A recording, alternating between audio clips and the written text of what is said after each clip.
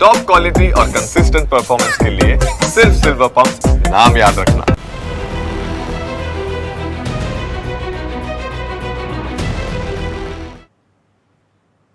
નમસ્કાર, સ્વાગત છે આપનું ન્યૂઝ કેપિટલમાં વિશેષ રજૂઆત સાથે હું છું જુહી ગાંધી। આજના આધુનિક યુગમાં ગણતરીની મિનિટોમાં એક ક્લિકમાં તમે સિદ્ધિઓના શિખર સર કરી શકો છો અને આ જ ટેકનોલોજીનું જો તમે શિકાર બની જાઓ તો ગણતરીની મિનિટોમાં જ તમારી જિંદગી ધૂળધાણી થઈ શકે છે। હાલના જ સમયમાં કંઈક આવું જ બની રહ્યું છે। સોશિયલ મીડિયાના સ્ટાર કહેવાતા ઇન્ફ્લુએન્સર્સ હવે આમાં ધીમે ધીમે ફસાતા જઈ રહ્યા છે। અમદાવાદની જ વાત કરીશું। અમદાવાદમાં ઇન્ફ્લુએન્સર યુવતીએ 14મા માળે છલાંગ લગાવી અને મોતને વાલું કર્યું અને તેની પાછળનું કારણ હતું પ્રેમી દ્વારા કરવામાં આવતું બ્લેકમેલિંગ। આ કંઈ પહેલી ઘટના નથી, આ પહેલા પણ અનેક આવી ઘટના બની ચૂકી છે અને એના જ વિશે વધુ ચર્ચા કરવા માટે આપણી સાથે અત્યારે ડિસ્કશનમાં જોડાયા છે શોભનાબેન રાવલ, જેઓ સામાજિક કાર્યકર્તા છે, શિવાની પટેલ ઇન્ફ્લુએન્સર છે, પૂજા વ્યાસ હેલ્થ કોચ અને ઇન્ફ્લુએન્સર છે, ડોક્ટર કલરવ મિસ્ત્રી જેઓ મનોચિકિત્સક છે। આપ સૌનું ખૂબ ખૂબ સ્વાગત છે ન્યૂઝ કેપિટલમાં। સૌથી પહેલા શોભનાબેન, આપની પાસે આવું કારણ કે હાલમાં જ 2 દિવસ પહેલાની ઘટના અમદાવાદની જો વાત કરીએ તો એક યુવતી જે પ્રેમમાં હતી અને તેના પ્રેમીએ તેના ન્યૂડ વિડીયોઝ બનાવ્યા અને એ વાયરલ કરવાની ધમકી આપી અને એનાથી કંટાળી અને યુવતીએ 14મા માળેથી છલાંગ લગાવી આપઘાત કરી લીધો। અત્યારે સોશિયલ મીડિયાનો જમાનો છે અને એક ક્લિકમાં તમે વાયરલ પણ બની શકો છો અને એક ક્લિકમાં તમે સફળતાના શિખરો પણ સર કરી શકો છો અને આ જ ક્લિક તમને ભારે પણ પડી શકે છે। શોભનાબેન, આપની પાસેથી એ જાણવું છે કે આવામાં યુવતીઓ ખાસ કરીને ન ફસાય એના માટે શું કરવું જોઈએ?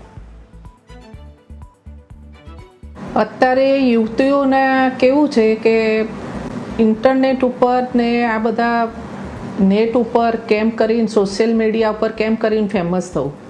બીજી વસ્તુ કે અત્યારે ફેશને એટલી બધી હદ વટાવી દીધી છે। ત્રીજી વસ્તુ છે કે તમે કોઈ પણ છોકરાના પરિચયમાં આવો એટલે પૂરેપૂરો અત્યારની છોકરીઓ એની ઉપર વિશ્વાસ મૂકી દે છે। અત્યારે આ યુગમાં છોકરાઓ ઉપર કે કોઈ પુરુષ ઉપર કોઈ જગ્યાએ કે પુરુષ હોય પણ કોઈ સ્ત્રી ઉપર કે કોઈ છોકરી ઉપર કે કોઈ બેન ઉપર ક્યારેય વિશ્વાસ કરવા જેવી વસ્તુ છે નહીં। કેમ કે અત્યારનો યુગ જ એવો છે કે કોની ઉપર તમે વિશ્વાસ કરી શકો? કેવી રીતે વિશ્વાસ કરી શકો? તમે આટલા ભણેલા ગણેલા છો, તમે આવી રીતે સોશિયલ મીડિયા ઉપર આટલું કામ કરો છો, આટલું બધું કરી રહ્યા છો, તો તમે લોકો કેવી રીતે આગળ વધો છો ખબર નથી પડતી। આ શું આ પ્રેમ કહેવાય? આ પ્રેમ જેવી વસ્તુ જ નથી। અત્યારે લોકોનામાં મગજમાં એક કામમાં કહેવાય કે આમ સેક્સ ભરાઈ ગયું છે। કેમ કરીને બસ અને હું પામી લઉં, કેમ કરીને હું એને બામ કરી દઉં, તેમ કરી દઉં, બસ પહેલો હું શિકાર કરી દઉં આનો એમ। દરેકના મગજમાં, દરેકના માનસમાં આ વસ્તુ આવી ગઈ છે। અત્યારની છોકરીઓ એક જ વસ્તુ હોવી જોઈએ કે અત્યારના યુગમાં એટલી સ્માર્ટનેસ પોતાની હોવી જ જોઈએ અને હોય જ છે। પણ અત્યારની છોકરીઓ એમની ફ્રેન્ડ આગળ એમ કેવી રીતે કહી શકે કે મારી સાથે કોઈ છે જ નહીં, કોઈ મારો બોયફ્રેન્ડ જ નથી, મારા તો બોયફ્રેન્ડ છે। એ આ વસ્તુ આ લોકોના મગજમાં આ ફિટ થઈ ગઈ હોય છે। અત્યારે આ લોકોને એક જ વસ્તુ છે કે મારી પાસે એક સારો બોયફ્રેન્ડ હોવો જોઈએ જે લક્ઝુરિયસ હોય, મને બધા મોજ શોખ કરાવે। અત્યારે આ મોજ શોખ છે, દેખાદેખી છે, એની પાછળ અત્યારે આખું તંત્ર, આજે જે યુવાધનનું આખું માનસ છે ને એ આખું પલટી ગયું છે। અમારા જમાનામાં પણ આટલું બધું હતું પણ આટલું બધું નહોતું એમ। અત્યારની છોકરીઓને તો બસ કેમ કરીને હું હાઈ પ્રોફાઇલ ઉપર આવી જાઉં ને એકદમ કેમ કરીને હું ઊંચી આવી જાઉં ને કેમ કરીને હું ફેમસ થઉં, પબ્લિસિટી થાય મારી, એ છે। તમે આવી રીતે પબ્લિસિટી કરો કે હું આની સાથે જોડાઈ જાઉં, શું જોડાવાનું? કયા છોકરા સાથે તમે જોડાવ છો? એક વખત થાય, બીજી વખત થાય અનુભવ તો તમને ખબર પડે ને। તમારી ફ્રેન્ડે જો આવું કર્યું હોય તો તમે એમાંથી તમને શીખવાનું હોય, તમે શીખી કેમ નથી શકતા?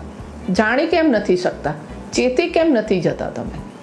અને અત્યારની છોકરીઓને એક જ વસ્તુ છે કે બસ હું આની સાથે હું જઉં, અને છોકરીને કંઈક એકાદ બે શબ્દ પહેલાં સારા એવા કહે પેલો છોકરો, તો છોકરી આખી લાગણીમાં એટલી બધી વહી જાય કે એની ઉપર આંધળો વિશ્વાસ મૂકી દે છે, આંખ બંધ કરી દે છે। બસ તું કહે રે તારા માટે હું સર્વસ્વ, એનું આખું સર્વસ્વ સોંપી દે છે। જે દિવસે સર્વસ્વ સોંપ્યું એના કલાક પછી એનું રૂપ બતાવે ને બતાવે, કોણ? એ છોકરો। તારે એ છોકરીને ખબર પડે છે કે હું આ મેં જે કર્યું એ ખોટું કર્યું, આ મારે નહોતું કરવાનું, અને એનો ફોટા, ન્યૂડ ફોટા કરે, વિડીયો કરે, એ વ્યક્તિ ઉપર તમે શું વિશ્વાસ મૂકી શકો? અમારે પાસે એક એવી વ્યક્તિ હતી કે ગમે ત્યાં અમે બધા બેઠા હોય તો ગમે ત્યાં અમારા ફોટા ક્લિક કરે, ફોટા પાડ્યા કરે. હું એને કહું કે ભાઈ આ ફોટા શું કામ પાડ કરે છે? આપણે બેઠા છીએ શાંતિથી, ફેમિલીમાં બેઠા છીએ, મને નથી ગમતું. તમે એને એવોર્ડ કરી દીધો એ માણસને કે ના, એને ક્યાંય બોલાવાય નહીં, કે એને લઈ પણ ના જવાય. આપણે જો આટલો અવિશ્વાસ કરી શકતા હોય કે આ વ્યક્તિ વિશ્વાસ લાયક નથી, તો કેમ તમે એની પાસે જાઓ છો? કેવી રીતે જાઓ છો? આ જ વસ્તુ છે. અને એક વસ્તુ કે તમને કોઈએ ધાક ધમકી આપી હોય, કોઈ તમને બ્લેકમેલિંગ કરે, તો ઓન ધ સ્પોટ તમે તમારા પરિવારને જાણ કરો. પરિવારને જાણ કર્યા પછી તમે જે કોલેજમાં ભણતા હોય, કોલેજમાં, સ્કૂલમાં, કોઈ પણ યુનિવર્સિટીમાં કે કોઈ ઓફિસમાં કે કોઈ કંપનીમાં જ્યાં પણ કામ કરતા હોય એના હેડને, એચઆરને મળો. થર્ડ પોઈન્ટ આવે છે પોલીસને ફોન કરો. પોલીસ અત્યારે, ગુજરાત પોલીસ મા બેન દીકરીઓ માટે એટલું સારું કામ કરે છે કે હું પોતે ગર્વ લઉં છું. ગુજરાતની પોલીસ એટલું સારું કામ કરે છે, મને પ્રાઉડ છે ગુજરાતની પોલીસ માટે. અને એક અવશ્ય તૈયાર જ હોય છે કે ભાઈ આપણી મા બેન દીકરીઓ આવે તો આપણે એમ કેવી રીતે મદદ કરી શકીએ. એ પરિવારની ખુશી, પરિવારનું દુઃખ, એ બધું પોલીસ નથી જોતી. પોલીસ કામ કરવા આવે જ છે અને કરે જ છે, આપણને મદદ કરે જ છે. તો બે ધડક તમે ડર્યા વગર તમારા પરિવારને કહો, તમારા એચઆરને કહો, જે કોઈ પણ જગ્યાએ હો, કોલેજમાં હો, સ્કૂલમાં હો કે ફેક્ટરીમાં હો કે કોઈ પણ જગ્યાએ હોય, તો તમે તમારો મેઇન હેડ હોય, હેડને કહો. અને જઈ તરત એ ના માને તો પોલીસને જાણ કરો. ઓન ધ સ્પોટ પોલીસ આવશે. કોઈ પણ ગુજરાતી, કોઈ પણ મા બેન દીકરીને કોઈ પણ તકલીફ હોય તો મારો નંબર આપની પાસે છે. બે ધડક એ મને ફોન કરીને મને જાણ કરે. હું એ દીકરીની મદદ કરવા માટે કે હું એનું કાઉન્સેલિંગ કરવા હું અવશ્ય હોઈશ, તૈયાર જ હોઈશ. રાઈટ. ઓકે, શોભનાબેન, આપની સાથે શિવાની પટેલ પણ છે, જેઓ પોતે એક ઇન્ફ્લુએન્સર છે. શિવાની, આપની પાસે આવીએ. તમે ઇન્ફ્લુએન્સર છો, સોશિયલ મીડિયા પર ફેમસ હશો, અને સાથે આપ પણ રીલ બનાવવા કે પછી બ્લોગિંગ કરવા માટે પોતાની તમામ મહેનત આપતા હશો. મારે આપની પાસેથી એ સમજવું છે કે રીલ વાયરલ કરવા માટે કે પછી ફેમસ થઈ જવા માટે લોકો આજકાલ ગમે તે હદ સુધી જતા હોય છે, અને એના માટે ખચકાટ પણ નથી અનુભવતા. અને એવામાં એવી કેવી માનસિકતા આવી જાય છે કે જ્યારે તમે 14મા માળેથી કૂદી અને સ્યુસાઇડ કરવાનું વિચારો, એવું તો શું પ્રેશર આવી જાય છે? ગમે એવું પ્રેશર આવી જાય કદાચ લાઈફમાં, પણ ગમે એ વસ્તુનું સોલ્યુશન નીકળી શકે છે. એવું નથી કે સુસાઇડ કરી લીધું એટલે પૂરું થઈ ગયું, એવું કંઈ નહીં. સુસાઇડ કરી લીધા પછી પણ તમારા પરિવારને બધા સવાલ પૂછવા આવતા જ હોય ને કે કેમ આમ કર્યું, કેમ આમ કર્યું, તો એનો નિવાડો પહેલા લઈ આવવાનો હોય. અને કોઈ છોકરાની બાબત હોય કે ગમે એ બાબત, આપણે આપણા ફેમિલીને જાણ કરી શકીએ, આપણે આપણી ફ્રેન્ડને શેર કરી શકીએ. હું પોતે એક ઇન્ફ્લુએન્સર છું, મને લાઈફમાં ઘણા બધા પ્રોબ્લેમ્સ આવતા હશે. એવું તો નથી કે હું ઇન્ફ્લુએન્સર થઈ ગઈ, હું ટોપ લેવલ ઉપર વહી ગઈ એટલે મારે પછી કંઈ આગળ કંઈ વિચારવાનું જ નથી, એવું તો નથી. અને એટલું બધું સોશિયલ મીડિયાને તમે તમારી રિયલ લાઈફ સાથે કનેક્ટ ન કરો કે એને તમારા ઉપર એટલું હાવી ન થવા દો કે તમારે આ પગલું ભરવું પડે કાલ સવારે ઉઠીને. ઓકે, આપણી સાથે પૂજા વ્યાસ પણ જોડાયા છે. આપ હેલ્થ કોચ છો અને સાથે સાથે ઇન્ફ્લુએન્સર પણ છો. પૂજાબેન, આપની પાસેથી મારે એ સમજવું છે કે આવી પરિસ્થિતિમાં જ્યારે કોઈ છોકરો એ છોકરીને બ્લેકમેલ કરતો હોય કે પછી ગમે તે રીતે હેરાન થતો હોય, ચલો આ કિસ્સાની વાત આપણે કરીએ છીએ અત્યારે, પણ આવા અનેકો કિસ્સા છે જે આપની પાસે પણ આવતા હશે, શોભનાબેન પાસે પણ આવતા હશે, આપણા સૌ કોઈની જાણમાં આવતા હશે. આનાથી આ દીકરીઓ બચી કેવી રીતે શકે, એવું તો શું ધ્યાન રાખવાની જરૂર છે કે જેના કારણે આવા કિસ્સાઓ હવે સાંભળવા ન મળે? Thank you so much chance આપવા માટે. સૌથી પહેલા તો જે નામ છે સોશિયલ મીડિયા, એટલે કે આનું નામ જ છે કે આપણે સોશિયલ મીડિયા એટલે કે સોશિયલ લેવલ ઉપર આપણે એક્ટિવ થઈએ છીએ, અને એમાં પણ સ્પેશિયલી ઇન્ફ્લુએન્સિંગ. તો જ્યારે પણ ઇન્ફ્લુએન્સિંગ પોઝિશન પર તમે કામ કરો, મતલબ સતત તમે વિઝિબલ છો. પર્સનલ લાઈફ અને પ્રોફેશનલ લાઈફ વચ્ચે ડિસ્ટન્સ ખૂબ ઓછું થઈ જાય છે. તમે શું કરો છો, ક્યાં જાઓ છો, તમે કેટલું પોસ્ટિંગ કરો છો, આ બધી જ વસ્તુ જાહેર જીવનમાં હોય છે. હવે આવી પરિસ્થિતિઓમાં માનસિક સ્ટેબિલિટી, ઇન્ફ્લુએન્સિંગ ઇઝ અ પ્રોફેશન અને mental skill is a skill. તો ઘણી વખત ઇન્ફ્લુએન્સર ટોપ પર પહોંચી જાય, પણ તમે માનસિક સ્તર જુઓ એ લોકોના, તો એ મિડલ લેવલ પર પણ નથી હોતા. તો સૌ પ્રથમ તો જે પણ કોઈ વ્યક્તિ સોશિયલ પબ્લિક લાઈફમાં આગળ વધવા માંગે છે, મેન્ટલ હેલ્થ મજબૂત હોવી સખત જરૂરી છે. મારી પાસે જેટલા પણ client, female client specially, because female, girls, મહિલા આ બધાનું કનેક્શન છે ઇમોશન સાથે. એ લોકોનો વ્યવસાય કોઈ પણ હોઈ શકે, પણ ડિસિઝન ઇમોશન સાથે કનેક્ટેડ હોય છે. તો જ્યારે ઇન્ફ્લુએન્સિંગમાં ગર્લ્સ કામ કરે છે, youngster, teenager, mid ager, even mid age woman also, તો આ બધાનો કોમન પ્રોબ્લેમ છે emotion. They do not know કે મારે કયા સમયે કોની સાથે શેર કેટલું કરવાનું છે. તો જ્યારે આવી કોઈ ગંભીર પરિસ્થિતિ સર્જાય છે, તો સૌથી પહેલું કામ જે કરવાનું છે એ છે communication. Communication is a key to everything. તમે મનમાં ભરાવી રાખશો, તમે ડર ને ભયનો માહોલ, તમે તમારા જ મૂંઝવણમાં રહેશો, તો તમને કોઈ જ બહાર નહીં લાવી શકે. તો સૌથી પહેલી મારી સલાહ છે એ દરેક વ્યક્તિને કે તમારી ઉપર કોઈ પણ બુલી કરે છે, સોશિયલ મીડિયા પર તમારા પર કોઈ બુલી કરવામાં આવે છે, તમને સ્ક્રોલ કે તમને ઘણા લોકો ટ્રોલિંગ કરતા હોય છે, ઘણી છોકરીઓનું કે મહિલાઓનું તમને ટ્રોલિંગ કરવામાં આવે છે, તમને બ્લેકમેલ કરવામાં આવે છે, તમારા પર ગંદા મેસેજીસ કરવામાં આવે છે, તો સૌથી પહેલા સ્પીક અપ, બોલો. આ વસ્તુ તમારે જણાવવાની છે કે તમારી સાથે આવું થઈ રહ્યું છે. હવે બીજી એક પરિસ્થિતિ છે સોશિયલ સ્ટ્રક્ચર. મોટે ભાગે જ્યારે પણ કોઈ પણ ઘટના બને તો સોશિયલ સપોર્ટ ખૂબ ઓછો હોય. જેમ કે મોટે ભાગે ઇન્ફ્લુએન્સિંગ એક પ્રોફેશન છે. જેમ આપણે જોબ કરીએ છીએ એવી રીતે હવે ઇન્ફ્લુએન્સિંગ પણ એક પ્રોફેશન છે. મહિલાઓ મેકઅપ, બ્યુટી, લાઇફસ્ટાઇલ, હેલ્થ બધા જ સબ્જેક્ટ ઉપર રીલ્સ બનાવે છે, કોન્ટેન્ટ બનાવે છે. તો આને પણ આપણે એક વ્યવસાય તરીકે એક્સેપ્ટ કરવાનો છે. દરેક વ્યવસાયમાં પ્રોબ્લેમ છે, તો ઇન્ફ્લુએન્સિંગ ઇન્ડસ્ટ્રીમાં પણ ઘણા પ્રોબ્લેમ છે. તો આના માટે આવી યુવતીઓને મારી પહેલી સલાહ છે, તમારી સાથે કોઈ પણ ઘટના બને છે, સ્પીક આઉટ. યોગ્ય વ્યક્તિ, સંસ્થા એનો સંપર્ક કરો, તમારી સાથે શું થઈ રહ્યું છે એની વાત કરો. બીકોઝ સોલ્યુશન ત્યાં જ આવશે જ્યાં આપણે પ્રોબ્લેમને જણાવીશું. તો મોટે ભાગે મેન્ટલ જેટલી પણ મહિલાઓ વીક છે, જે સોફ્ટ ટાર્ગેટ છે, એ છેલ્લું અને અંતિમ પગલું આવું ભરે છે કે હું સુસાઇડનો રસ્તો લઈ લઉં. તો suicide is a silent killer. તમે જ્યારે કંઈ જ નથી કરી શકતા એ પરિસ્થિતિમાં you pick an option to do suicide, but that is not an option. તો મહિલાઓ માટે મારે ખાસ કહેવું છે, અને સામાજિક ધોરણ ઉપર પણ ઇન્ફ્લુએન્સરને એ જ સન્માન, એ જ મદદ મળવી જોઈએ જે દરેક વ્યવસાયિક મહિલાઓને મળતી હોય છે. ઓકે, આપણી સાથે ડોક્ટર કલરવ મિસ્ત્રી પણ જોડાયા છે, એ મનોચિકિત્સક છે. ડોક્ટર કલરવ, આપની પાસેથી એ સમજવું છે કે જ્યારે સોશિયલ મીડિયાની ઘેલછા હવે દિવસે ને દિવસે લોકોમાં વધી ગઈ છે, ફેમસ થવાની ઘેલછા વધી ગઈ છે, અને એના જ કારણે આવી બધી ટ્રેપમાં આવતા હોય છે, અને પછી આપઘાત જેટલા મોટા પગલાં ભરતા પણ લોકો અચકાતા નથી, અને એવા જ કિસ્સા આપણે હવે દિવસે ને દિવસે વધારે થતા જોઈ રહ્યા છે, અને ખાસ કરીને યુવતીઓમાં આવા કેસીસ વધી રહ્યા છે. સૌથી પહેલાં તો એ વખતે એ લોકોની મનોસ્થિતિ કેવી હોઈ શકે એના વિશે આપની પાસેથી સમજવું છે સર.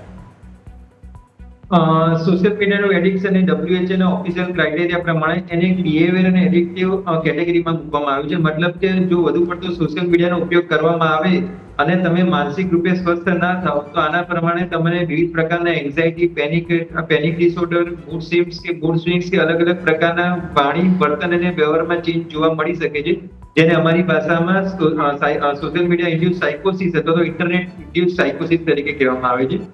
આંકડાઓ ઘણા બધા રિસર્ચ આપણે બધાએ જાણ્યું છે કે જે વધુ પડતો સોશિયલ મીડિયાના ઉપયોગમાં લીધે આજકાલ જે સાયબર ક્રાઇમ વધી રહ્યા છે, cyber bullying, cyber trafficking, sextortion, એઆઈના ચેટ, એઆઈના ઉદ્યમથી જે પણ પ્રકારના જે મોર્ફિંગ થાય છે, સેલિબ્રિટીઝ અથવા તો જે પણ પબ્લિક ફિગર છે એનો મિસયુઝ થઈને એ લોકોને ટ્રોલિંગ કરવામાં આવે છે અને એને રોસ્ટ કરવામાં આવે છે. મતલબ કે જે વ્યક્તિ છે તે રીલ્સ વર્સિસ જે રિયલ લાઈફ છે અને આ વર્ચ્યુઅલ વર્લ્ડ ઇન્ડિયા છે, વર્ચ્યુઅલ વર્લ્ડ છે, એમાં એ લોકો ડિફરન્શિએટ નથી કરી શકતા. પણ જે પણ જે સોશિયલ મીડિયા સાથે જે સંકળાયેલું જે પ્રોફેશન છે, કે પૂજા વ્યાસે ખૂબ જ સરસ વાત કરી કે શારીરિક સ્વાસ્થ્યની સાથે સાથે માનસિક સ્વાસ્થ્ય બી એટલી જ જરૂરી છે.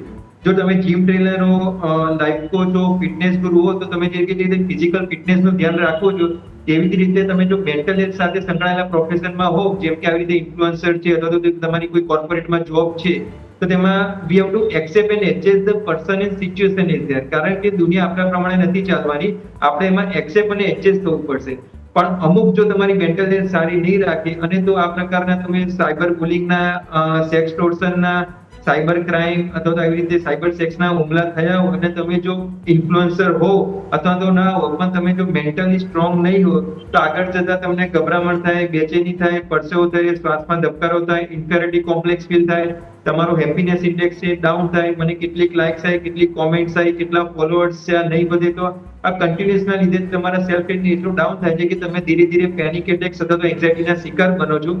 અને આને જો તમે પ્રોપરલી વેન્ટિલેટ ના કરો, મેડમે કીધું પ્રમાણે લેટ સ્ટોપ થેરાપી, મતલબ શેરિંગ ઇઝ ઓલવેઝ કેરિંગ. પણ આપણા મગજમાં સાયકેટ્રી, સાયકોલોજી, મેન્ટલ હેલ્થ પ્રત્યે એટલો સ્ટિગ્મા હોય છે કે જો હું કોઈને મારી વાત કહીશ તો એ લોકો મારા વિશે શું સમજશે, મને ક્રિટિસાઇઝ કરશે, અથવા તો ફિયર ઓફ બીંગ જજ બાય સમવન એલ્સ. તો એના લીધે લોકો છુપા ડિપ્રેશનમાં જતો રહે છે. અને આ ડિપ્રેશનના સિમ્પટમ્સમાં એ ગુમસુમ રહે, 10 વાર બોલાવતો 1 વારમાં જવાબ આપે, નાની નાની વાતમાં ગુસ્સો કરે, ચીડચીડાપણું કરે, છૂટી ચીજ વસ્તુઓ ફેંકે, મોબાઈલ, કાચના વાસણો, ટીવીના રિમોટ. એટલી હદે મેં જોયેલા છે કે સેલ્ફ હાર્મિંગ બિહેવિયર, મતલબ પોતાની જાતને તમે નુકસાન કરો તો તમને ગ્રેટિફિકેશન મળે, ટેમ્પરરી તમારો સ્ટ્રેસ દૂર થઈ જાય અને તમને સુસાઇડના આઈડિયેશન આવતા હોય છે. તો suicide is not a choice, suicide is not a decision, suicide is a compulsion. મતલબ કે જે કંઈક વસ્તુ છે તે તમારા સબકોન્શિયસ માઇન્ડમાં એટલી બધી હેવી થઈ ગઈ છે, તમે પ્રોપરલી પોઝિટિવલી વેન્ટિલેટ નથી કરતા, તો છેલ્લે તમને સુસાઇડના જ વિચારો આવે છે. તો જે આ પ્રકારના જે પ્રોફેશન છે તેમાં મેન્ટલ સ્પા, મેન્ટલ હાઇજીન અને માનસિક સ્વાસ્થ્ય, આ 3 વસ્તુ તમારે હેલ્થ ધ્યાન રાખવાની ખૂબ જ જરૂરી છે. જો આમાં તમે જરા પણ બેધ્યાનપણું રાખશો તો તમે સોશિયલ મીડિયાનો શિકાર બની શકશો અને સોશિયલ મીડિયાના લીધે થતી માનસિક બીમારીઓના પણ શિકાર બની શકો છો. રાઈટ. શોભનાબેન, આ બધામાં મારે મા બાપની ભૂમિકા સમજવી છે, કારણ કે આપણે ઘરમાં એવું વાતાવરણ બાળકોને પ્રોવાઈડ કરીએ છીએ કે એમને બધું જ કરવાની છૂટ આપવામાં આવે છે. આજકાલ કોઈ જાતના કોઈ એવા બંધનો નથી હોતા. બાળકો સોશિયલ મીડિયાનો ઉપયોગ પણ કરી શકે છે, જેટલા સમય સુધી કરવો હોય એટલા સમય સુધી કરી શકે છે. પણ આવામાં મા બાપે ખાસ કરીને શું ધ્યાન રાખવાનું કે એમના વાલસોયા સાથે આ પ્રમાણેની ઘટના ન બને? જી, આમાં કુટુંબમાં આપણે પરિવારમાં આપણા માતા પિતા હોય છે, આપણો ભાઈ બહેન હોય છે, પરિવાર. અત્યારના કુટુંબમાં જોવા જઈએ તો કુટુંબ બહુ નાનું હોય છે, 4 જણા જ હોય છે, કાં દાદા દાદી હોય. પણ આપણા ઘરમાં બાળકને જ્યાં આપણા શોલ્ડર ટુ શોલ્ડર આપણું બાળક આવી જાય ને એટલે આપણું એ મિત્ર બની જાય છે. દીકરાના ચપ્પલનો માપ પપ્પાના માપનું બરોબર આવે ને એ દીકરો એના પપ્પાનો ફ્રેન્ડ, મિત્ર બની જાય છે. અને શોલ્ડર ટુ શોલ્ડર એની મમ્મીની દીકરીને ને એ લોકોનું આવે ને તો એક એની બહેરપણી બની જાય છે. કાયમ હું કહું છું કે તમારા દીકરા દીકરીને તમે એમની સાથે એક મિત્ર તરીકે રહો, મિત્ર તરીકે રહો, કે નહીં તમે એના મા બાપ બનો. બરાબર છે? મા બાપ તો પહેલું પદ આવે છે. મા એક ગુરુ છે, પિતા એક ગુરુ છે બાળકો માટે. પણ આમાં એક વસ્તુ એ છે કે તમે તમારા બાળકની સાથે એક પ્રેમથી એને એક ઉષ્મા આપો, પ્રેમ આપો, લાગણી આપો, બાળકને માન સન્માન આપો. અત્યારના બાળકોને છે ને કેવું છે કે હું આવ્યો કોલેજેથી કે સ્કૂલેથી આવ્યો કે હું બહારથી ઓફિસથી આવ્યો, પણ મમ્મી મોબાઈલમાં હોય, કિટી પાર્ટીમાં હોય, કે બાજુવાળા એમની બહેરપણીના ત્યાં હોય, કે પિયરના સાથે કનેક્ટેડ હોય. એવું નથી. તમે તમારા બાળકની ઉપર કોન્સન્ટ્રેશન રાખો, પૂરેપૂરું ધ્યાન આપો. બાળકની સાથે તમે અત્યારે દીકરા કે દીકરીને તમે જે માન સન્માન આપશો ને, પ્રેમ, લાગણી, આ તે બધું, એટલો બધો પ્રેમ આપો બાળકને કે બાળક છે ને બહાર એનો પ્રેમ શોધવા માટે એ ઉંમરો નહીં ઓળંગે. તમારો બાળક ચાહે દીકરો હશે કે દીકરી હશે, બેન હશે કે ભાઈ હશે, પતિ હશે કે પત્ની હશે, પણ એને તમે એક આ વસ્તુ રાખો કે એને તમે એક પ્રેમ આપો, ભાવ આપો, માન સન્માન આપો. બરાબર છે? આટલું આપો તો દીકરી કે દીકરો કોઈ દિવસ બહાર પ્રેમ શોધવા નહીં જાય. એ લોકોને માન સન્માન આપતા શીખો. અને દીકરા કે દીકરીને કંઈ પણ ભૂલ થઈ ગઈ હોય તો એને માફ કરી દો, એને સમજાવો તમે કે આ પરિસ્થિતિમાં હોય તો આવી રીતે થઈ શકે છે.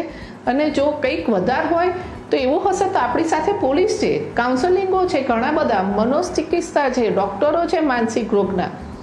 એટલે ડિપ્રેશનમાં તમારું બાળક આવી ગયું હોય તો તમે એની સાથે પ્રેમથી, શાંતિથી ધીરજથી કામ લેશો તો અવશ્ય તમારું બાળક તમારી સાથે જ રહેશે.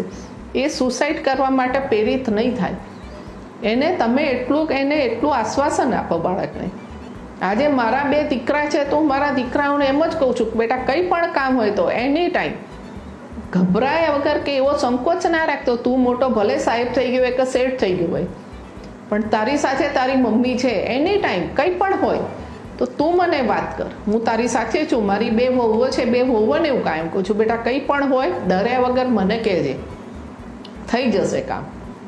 એક હું બેઠી છું કે હું બેઠો છું, જો તમે ખભા ઉપર આમ હાથ રાખીને વાત કરો ને, બાળકને બહુ શાંતિ મળે છે. આપણે મા બાપ તરીકે બાળકને આ જ આપવાનું છે. અને દીકરી કેટલું મોબાઈલનો ઉપયોગ કરી રહી છે, એની સાથે કોણ કનેક્ટેડ છે, દીકરી મોબાઈલ પર શું કામ કરી રહી છે, કેવું કામ કરી રહી છે, એ પણ નજર મા બાપની કે એના ભાઈ બહેનની હોવી જ જોઈએ. એક આ નજર રાખો તમે. આ બધું અમુક નાની વસ્તુ છે પણ એ બહુ મોટું કામ કરતી હોય છે પરિવાર માટે. તો શું કામ આપણે નાની ઝીણી વસ્તુમાં પણ આપણે થોડું ધ્યાન આપીએ આપણા બાળક માટે કે ભાઈ છોકરી પહેલાં ખુશ રહેતી હતી, છોકરો પહેલાં ખુશ રહેતો હતો. પહેલાંનું એનું વાણી વર્તન અલગ હતું, અત્યારનું વાણી વર્તન અલગ છે. શું છે, ક્યાં એના શું તકલીફ છે એ તમે શોધો, એને પૂછો. એ ના જવાબ સરખો આપો તો એના મિત્ર વર્ગને બોલો, એની સાથે બેસો અને એ મિત્રને લઈને એની સાથે તમે બેસો તો એને સારું લાગશે. બાળક સાથે બાળક બની જાઓ.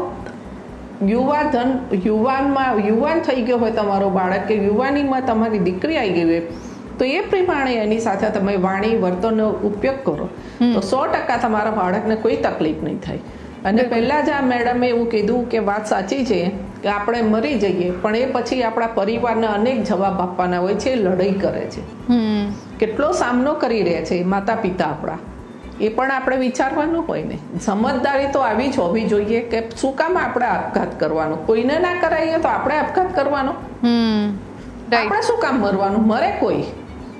લડત તમે આપો, સામે એવી લડત આપો તો સામે તમારું જોઈને 10 બહેનો શીખશે. એને જીતવા માટે તમે શીખવાડો.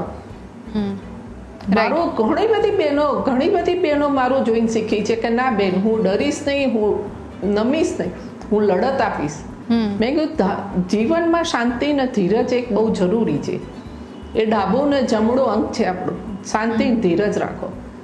બધું થશે, બધું ટાઈમે આપણને મળે છે પણ અત્યારના યુવાધનમાં શાંતિ અને ધીરજ જેવી કોઈ વસ્તુ જ નથી રહી. એટલે એક આ વસ્તુ છે ને, દરેક મા બાપને હું અપીલ કરું છું કે તમારા બાળકને તમે એક શાંતિ અને એક ધીરજ આપો. બિલકુલ. તો 100% સુધારો આવશે. આપઘાત કરવાથી આપણે સાચું કહ્યું કે આપઘાત કરવાથી માત્ર એ વ્યક્તિની પીડાથી એ મુક્તિ મેળવે છે પણ એના પરિવારનું કે આસપાસના લોકો પર પછીની લાઈફમાં શું વીતે છે એ તો પછી એ પરિવાર જ જાણે, એ જ સહન કરી શકે. શિવાની, આપની પાસે આવું. અત્યારે ઇન્સ્ટાગ્રામ પર પ્રેમ થવો બહુ કોમન વાત બની ગઈ છે અને હવે પ્રેમની પરિભાષા પણ બદલાઈ ગઈ છે. મારે આપની પાસેથી એ સમજવું છે કે આવા લોકો જે માત્ર ને માત્ર ઇન્સ્ટાગ્રામ પર યુવતીઓને સ્ટોક કરતા હોય, એમને ડીએમ્સ કરતા હોય, એમની સાથે વાત કરવાના પ્રયત્ન કરતા હોય અને એવી યુવતીઓ કે જે આવા લોકોની ચુંગાલમાં આવી જતી હોય, એનાથી બચવા માટે આપ શું કહેશો? પહેલાં તો ઇન્સ્ટાગ્રામ અને તમારી રિયલ લાઈફ, તમને એને ઓળખો છો કે આ કોણ છે, આ છે, તમને નથી ખબર પડતી કે સોશિયલ મીડિયાની અંદર કેટલા બધા ફેક આઈડીઝ બી બનતા હોય છે, એમાં તમારો ઉપયોગ થતો હોય છે. તમે એના મેસેજ જોઈ અને એને રિપ્લાય આપી દો છો, એના પોસ્ટ જોવો છો કે આની પાસે ફૂલ પૈસા છે, આ છે, બધું જોઈને તમે એને રિપ્લાય આપી દો છો પણ તમને ખબર નથી કે એ માણસ તમારા વિશે શું વિચારે છે, કે તમે એને એકવાર મળીને પછી તમારા ફોટોઝ લઈ લેશે કે તમને આગળ જતા કંઈ તકલીફ આવશે, તમે કંઈ વિચારતા જ નથી. મારી ફ્રેન્ડ પાસે મારા કરતાં બેટર પાત્ર ન હોવું જોઈએ, મારી ફ્રેન્ડ મારા કરતાં આગળ ન હોવી જોઈએ કોઈ છોકરાના લીધે. એવું તો અત્યારે લાઈફમાં ફૂલ એટલે ફૂલ ટ્રેન્ડમાં ચાલે છે કે ભાઈ હું આના કરતાં સારી દેખાવ, હું આના કરતાં સારો છોકરો લઈ આવું અને એની હારે હું ફરું કે મારું ભાઈ સ્ટેન્ડ સારું દેખાય. પણ તમે પોતે એવી પર્સનાલિટી બનાવો કે તમારી સાથે લોકો રહેવા માટે અટેચ થાય, તમારી સાથે જોઈન થાય લોકો કે હું આના ગ્રુપમાં આમ જોઈન થાઉં કે મારું સારું બને. છોકરીઓને એવું વિચારવું જ નથી. આ પૂરેપૂરું છોકરા ઉપર ડિપેન્ડ થઈ જવું છે. કોઈ દિવસ કોઈ વ્યક્તિ ઉપર એટલું બધું ડિપેન્ડ ન થાવ કે એના લીધે તમે આગળ જતા પોતાના ઉપર વિચાર ન કરી શકો કે તમારા મા બાપ ઉપર વિચાર ન કરી શકો. એમ કે છોકરો આગળ જતા તમને એટલું બધું હેરાન કરે કે તમે તમારા મા બાપનું ન વિચારો અને એ છોકરા પાછળ તમે લોકો તમારો જીવ આપી દો છો. જેને તમને જન્મ આપ્યો છે એના વિશે તમે વિચારતા જ નથી, અને કોઈ છોકરાએ તમને કાંઈ કીધું કે એને તમને પ્રેમમાં ફસાવી લીધા એટલે બસ પૂરું, એની પાછળ તમે તમારો જીવ આપી દેવા બી રેડી છો. એવું નથી હોતું. ઓકે, પૂજાબેન, આપની પાસેથી પણ આ સવાલનો જવાબ મેળવવો છે, કારણ કે જેમ શિવાનીએ કહ્યું એ પ્રમાણે પોતાની જાત પર જ એટલો વિશ્વાસ રાખવો જોઈએ કે કોઈ તમને શું કહે કે તમારી પર શું સારું લાગે છે અને શું નથી સારું લાગતું. આપની પાસેથી પણ એ જ મેળવવું છે કે આપણી માનસિક સ્થિતિને આપણે સ્વસ્થ રાખવા માટે શું કરવું. સૌથી પહેલા તો છે ને, social media is all about popularity or purpose. બે પ્રકારના લોકો મીડિયા પર જોડાય છે. એકને પોપ્યુલારિટીમાં જ રસ છે, જેને ફેમસ થવું છે, પોપ્યુલર થવું છે, અને બીજી વ્યક્તિ પર્પઝથી કે મારો બિઝનેસ છે, વ્યવસાય છે, મારી પાસે આર્ટ છે અને મારે પબ્લિક સુધી પહોંચાડવું છે. તો સૌથી પહેલા તમારી માનસિક સ્થિતિ ક્લિયર હોવી જોઈએ, that why are you on social media.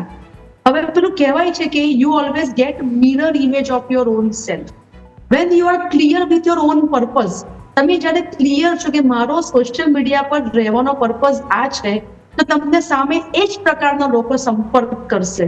એ સિવાયના જેટલા પણ લોકો સંપર્ક કરે છે એ તમારા કામના નથી. તો ફર્સ્ટ એન્ડ ફોરમોસ્ટ સોશિયલ મીડિયાની અમુક બીમારીઓ છે, જેમ કે FOMO, feeling of missing out, social media detox, કે દિવસમાં હાફ એન આવર પણ તમે તમારો ફોન મૂકી નથી શકતા, લાઇક્સ, શેર, સેવની આ game, it's a vicious circle. Let me tell you, મારી પાસે એક 16-year-old છોકરીનો કેસ આવેલો, જેમાં એના ડિપ્રેશનનું કારણ હતું એનું સોશિયલ મીડિયા અકાઉન્ટ. 5 લાઇક ઓછી આવે એટલે આખો દિવસ જમે નહીં, 10 શેર ઓછા થાય તો એનું માનસિક સ્તર એકદમ ડિસ્ટર્બ થઈ જાય, ભણવામાં ધ્યાન નહીં આપી શકે, ખાવા પીવાનું બંધ કરી દે, પેરેન્ટ્સ સાથે વાત નહીં કરે. તો these are all effect of social media. હવે આપણે સતત જો આ જ વસ્તુને ફીડ કરીશું કે મારું આખું જીવન, મારું આખું ફોકસ મારું સોશિયલ મીડિયા છે, then what about your real life? તો સૌથી પહેલા તો રીલ અને રિયલ, આના વચ્ચેનો એક જે ડિફરન્સ છે એ આપણે ડ્રો કરવો સખત જરૂરી છે. સી, કોવિડે આપણા હાથમાં ફોન આપ્યો, એજ્યુકેશનમાં પણ ફોન કમ્પલસરી થઈ ગયો, કોવિડ જતો રહ્યો, પણ આપણા હાથમાં ફોન હજુ પણ એટલા જ કલાકો છે. રાઈટ. તો સૌથી પહેલા જે વસ્તુનો ઉપયોગ આપણે અલગ પર્પઝથી કર્યો હતો, આજે પર્પઝ ચેન્જ થઈ ગયો છે. બિલકુલ. અને આ જ વાતનો જવાબ હું ડોક્ટર કલરવ મિસ્ત્રી પાસેથી પણ મેળવી લઉં, કારણ કે કલરવ સર, જે પ્રમાણે સ્યુસાઇડલ થોટ્સ ન આવે એના માટે રીલ અને રિયલ લાઈફ બંનેને ઓળખવી જરૂરી છે. જે પ્રમાણે મેમે કહ્યું એ પ્રમાણે આપની પાસેથી પણ શોર્ટમાં આ જ વિશે આન્સર મેળવવો છે.